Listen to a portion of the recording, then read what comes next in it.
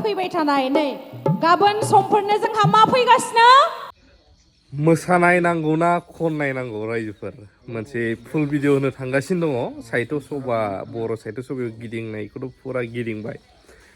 बजार side exhibition side दिनै नैबे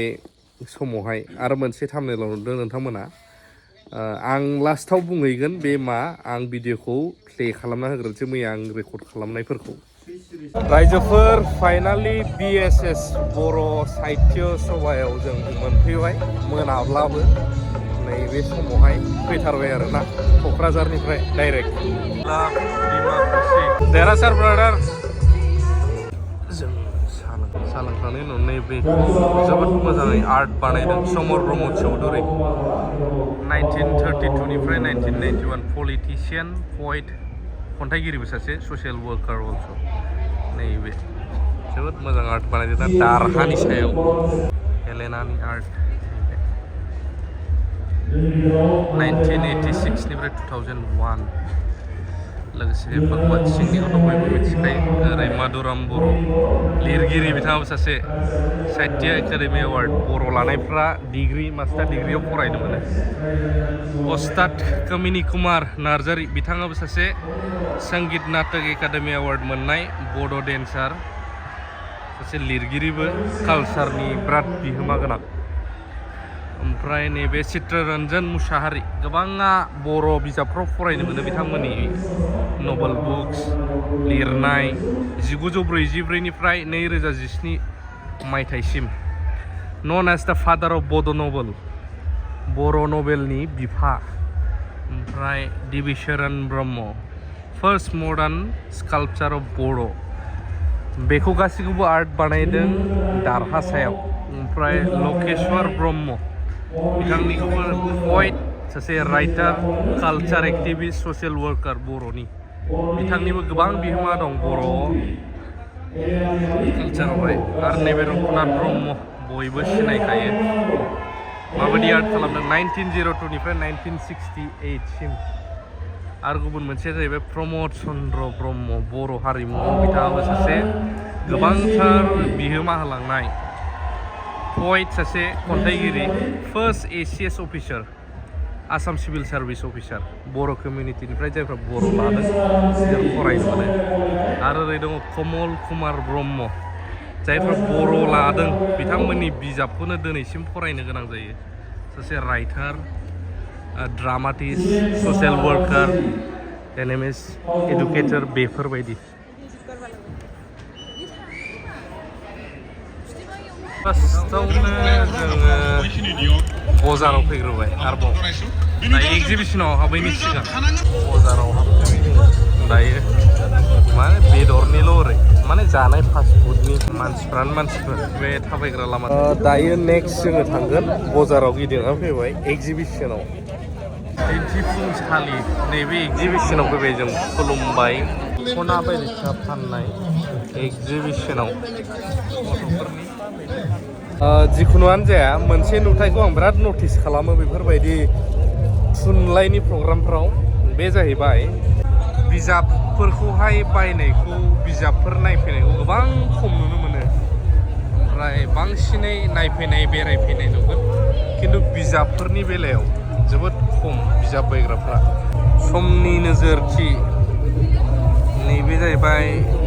पद्मश्री मदाराम ब्रह्म डक्टर मंगल सिं हाज'वारि सारनि जिखुनुआनो जाया बिजाब जेसेबां फरायगोन एसेबाबो नोङो गावखौ मालाबा बिराद सेफ लाखिनो हायो टाइमफोरखौबो बरिं मोनोब्ला नैबे पद्मश्री मदाराम ब्रह्म नैबे बिजाबखौ लानाय जाबाय मोनसे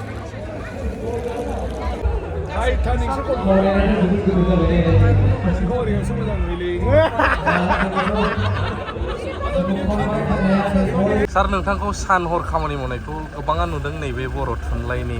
नैबे हाबाफारियाव बिनि गेजेरावनो राजखान्थिखौ दसे दोनथ'नानैब्लाबो जोबथा जोंनि इयुन जोलैफोरनि थाखाय आरो दानि बे जोबथा प्रग्रामाव ससे मेसेज मा होनो सानो सारा नङा आंखौथ' सान हर मावनाय नुदोंब्लाबो आंना बिबानानो बेनोमोन मानो होननानै बुङोब्ला बानजाय आफादनि आङो आफादगिरि बेराफारसेथिं आङो बे एसेम्ब्लिनि MLA गतिके बे हिसाबै बेवहाय 10 चिफ बर' थुनलाइ आफादनि बोसोरारि जथुम्माया जिहेतु माने जोंनि गेजेराव बयनिख्रुइबो माने देरसिन जों जायखौ जों बयनिबो बिगोमा होननानै माने मानियो आरो बिनि सिङावनो जों बयबो खौसे जायो जायखि जिखि हान्जानि मानसियानो जायाथों मानो जायखि जिखि आफादनि मानसियानो जायाथों मानो बर' थुनलाइ आफाद होनोब्ला जों बेवहाय ज' जायो ओंखायनो बे बिबानखौ मावफुंनांगौनि थाखाय बा जाहाथे मोजाङै मोजां जालाङो बेखायनो आङो जेरावबो जोंनि माने खामानि मावग्रा मानसिफोरजों थाफादों नायफादों मदद होफादों गतिके बेनो सानहर नुनाया जोङो बयबो जेब्लायबो गोसोखांनाया मोजां जे जोंनि बर' समाजाव बर' थुनलाइ आफादानो गुदि आरो बर'नि राव थुनलाइनि मुङैसो बर'फ्रा खौसे जाबोदों आरो बर' राव थुनलाइनि मुङाव रायलायनायावनो बर' हारिखौ सोलोंथाइ रांखान्थियारि समाजखान्थियारि धोरोमखान्थियारि बायदि बिथिङावबो माने बे राव थुनलाइनि मुङै खामानि मावनायावसो बेफोर बाथ्राफ्रा सावरायजाबोदों आरो बेनि उनाव बेफोरनि बिथिङावबो जाहाथे जों आवगायलांनो हायो बेफोरखौ थांखि लायै लायै खामानि मावदों आरो बेनि गेजेरजोंसो दुलाराय बर' फरायसा आफादनि जोनोम जादों दिनै दुलाराय माने मा होनो बर' आइजो अनसाय आफादनि जोनोम जादों हारिमु आफादनि जोनोम जादों बायदिसिना जोनोम मोनदों आरो हयथ' बर'नि सोमावसारनाय गावनि थामोनथा रैखाथिनि थाखाय बेबो बे बर' थुनलाइ आफादनि गेजेरजों बर' राव थुनलाइनि थाखाय नांनायनि गेजेरजोंसो जोंनियाव बे सानखांनाया फैदों जे जोङो हादोर नङाबा जों माब्लाबाबो गावनि गोसो बायदि गावनि राव हारिमु बेफोरनि थाखाय खामानि मावनो हाया ओंखायनो दिनैनि जोलैया जों बयबो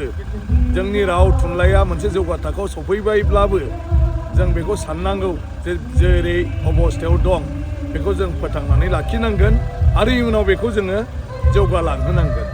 जोंनि जिथु दानि बाथ्रा बेखौ थुनलाइयासो इयुनाव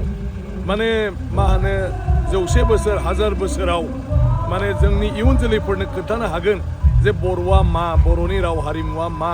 बर'नि समाजखान्थिया मा बे गासिबो बे थुनलाइयाव लिरनाय थाब्लासो बेखौ मोनथिगोन जों बयबो मोनथिगौ भारतआ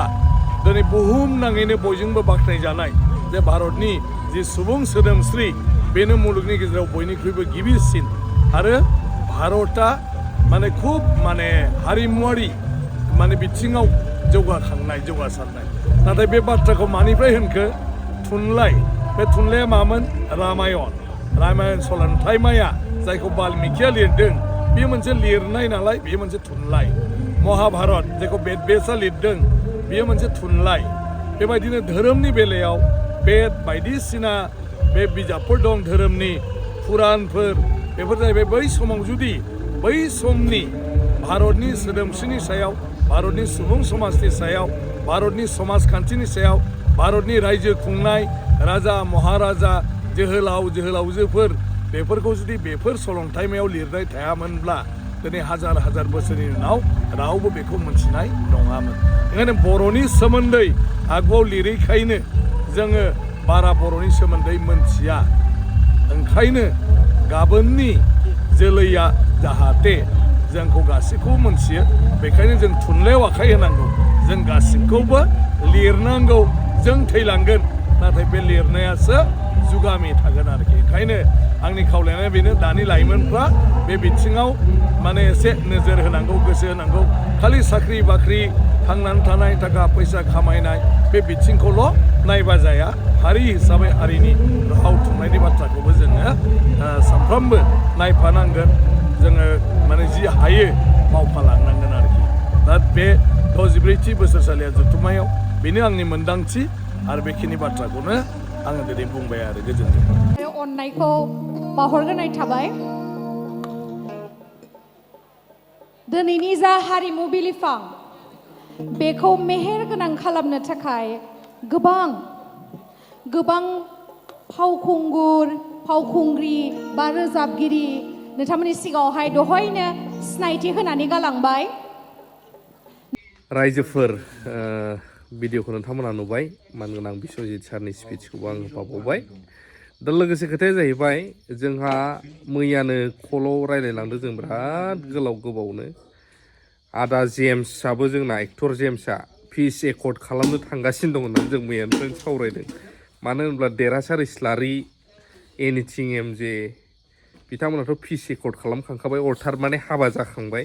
थिग बेबायदिनो final and comprehensive solution peace record खालामनो आदा जेम्सआबो बावला ओरै आदा आलफ्रेडआबो नै जानोसैयानो दा नैबे खौरां आरो मैयानि साहित्य सभानि नैबे फुटेजफोरखौथ' नुबाय बेरायहैबाय नायबाय बर'नि कालसार मानो होनबा खौसेयाबो नांगौ जोंनो गोबांथार समाव ओरै जाबाबो मोनसे समाव माब्लाबा खौसेथिखौबो देखायनांगौबो जायो थांनानै फैबाय भिडिअखौ माबायदि मोन्दों कमेन्ट खालामनो हागोन